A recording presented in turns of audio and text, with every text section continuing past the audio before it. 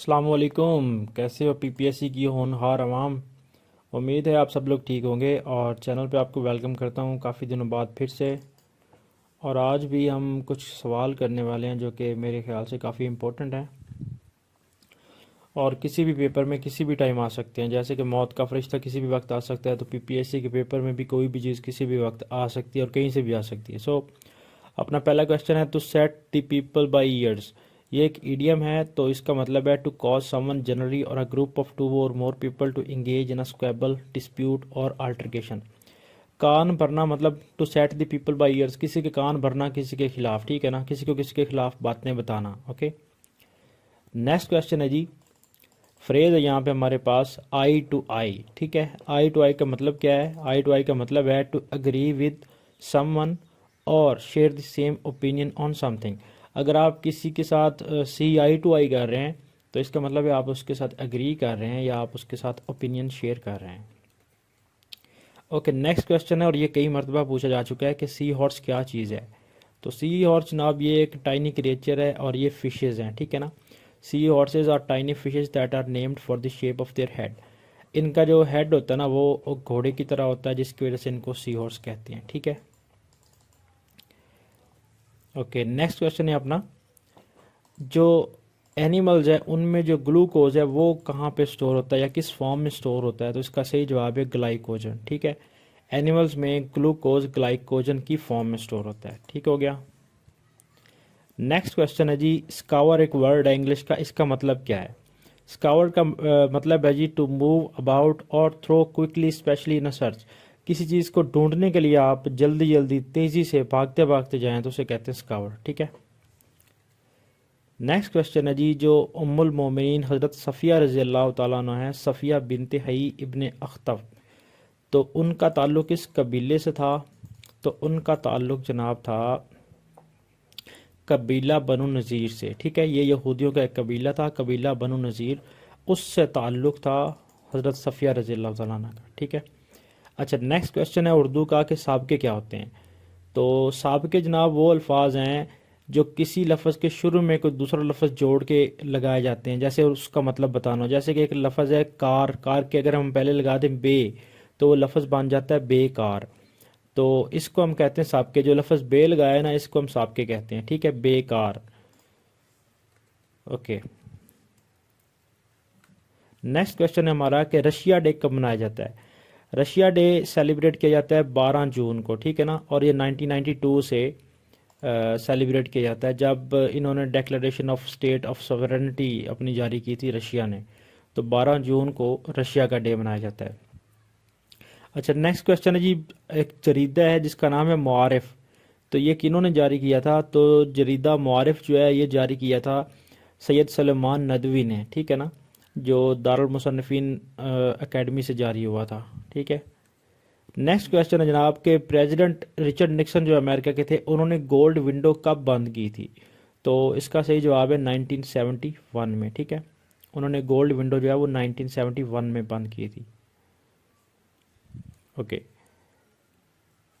Next question है जी, reprisal, इस लफ्ज़ का मतलब क्या है या इसका सिनोनिम क्या है? तो रिप्राइजल का मतलब है एन एक्ट ऑफ रिटेलिएशन, ठीक है, रिटेलिएट करना, काउंटर अटैक करना, काउंटर स्ट्रोक करना, कम बैक करना या रिवेंज लेना, ठीक है। ओके, नेक्स्ट क्वेश्चन है कि वर्ल्ड रेड क्रॉस डे जो है या रेड क्रिसेंट डे वो कब मनाया जाता है? तो इसका सही जवाब है मई 8। और ये स्टार्ट कब हुआ था? 1861 में हेनरी ड्यूरेंट ने ये स्टार्ट किया था, ठीक है। और इसको कई मरतबा नोबेल प्राइज़ भी मिल चुका है। अच्छा, नेक्स्ट क्वेश्चन है जी, रीजनल कोऑपरेशन फॉर डेवलपमेंट जो है आरसीडी ये कब बनी थी? तो ये बनी थी 1964 में और ख़त्म हुई थी 1979 में। और फिर ईसीओ जो है इकोनॉमिक कोऑपरेशन ऑर्गेनाइजेशन ये 1985 में बनी थी। यहाँ पे गलत लिखा हुआ है, 1985 में बनी थी, ठीक है, ईसीओ।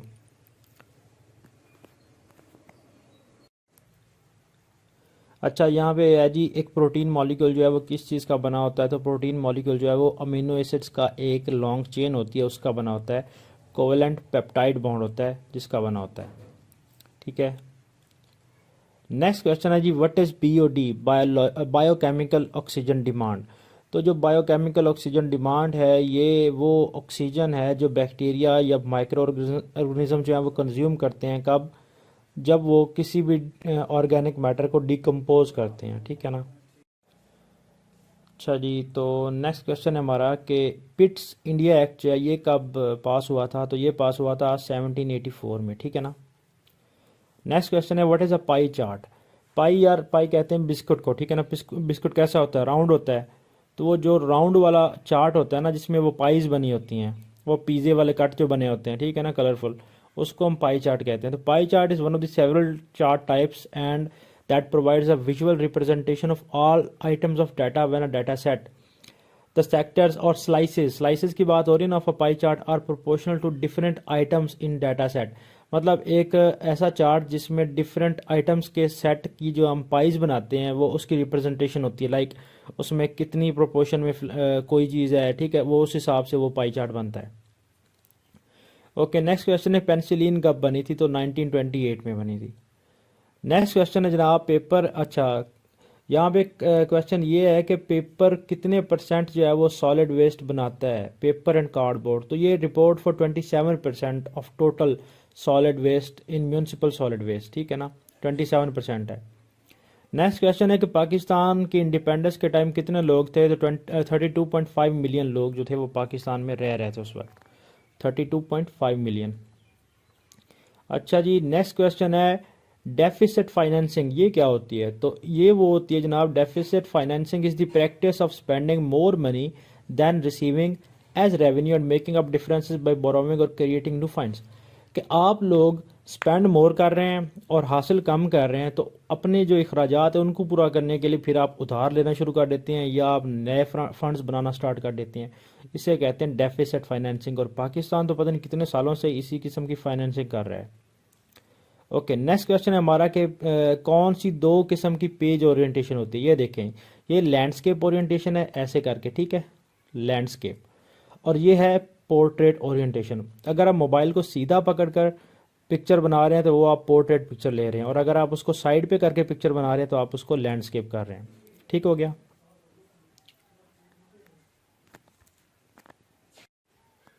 ओके जी, अपना नेक्स्ट क्वेश्चन है कि सेकेंडरी पॉल्यूटेंट्स की कुछ एग्जांपल दें। तो यहाँ पे उसकी कुछ एग्जांपल हैं, जैसे ओजोन है which is found by hydrocarbons and nitrogen oxides, ठीक है ना, ये एक एग्जांपल है।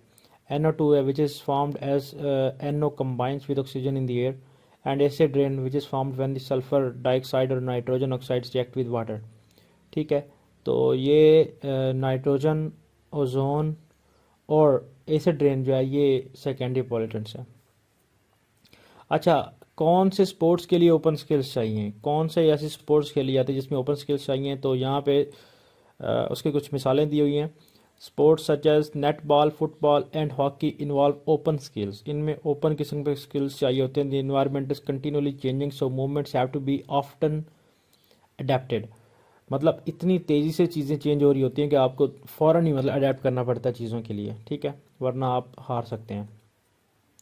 ओके, नेक्स्ट क्वेश्चन है कि ओपन स्काई ट्रीटीज़ जो है OST, ओपन स्काई ट्रीटीज़, ये कब और कहाँ पे साइन हुई थी, तो ये साइन हुई थी 24 मार्च 1992 को हेलसिंकी फिनलैंड में, ठीक है ना।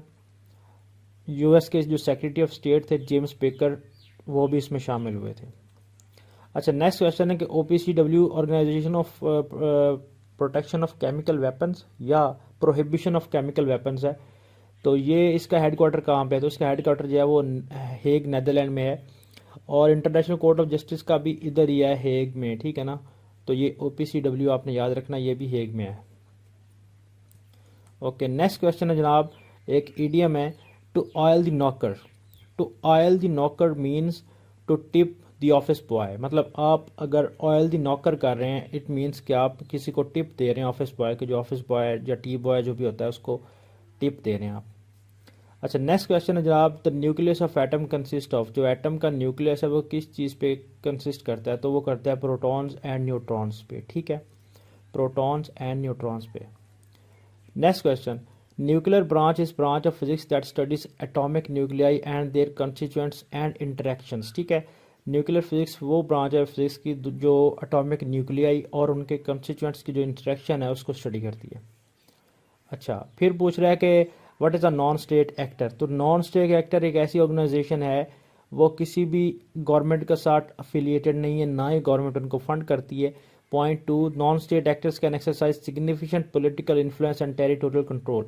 वो बहुत ज़्यादा एक किस्म का पॉलिटिकल इन्फ्लुएंस भी क्रिएट कर सकते हैं।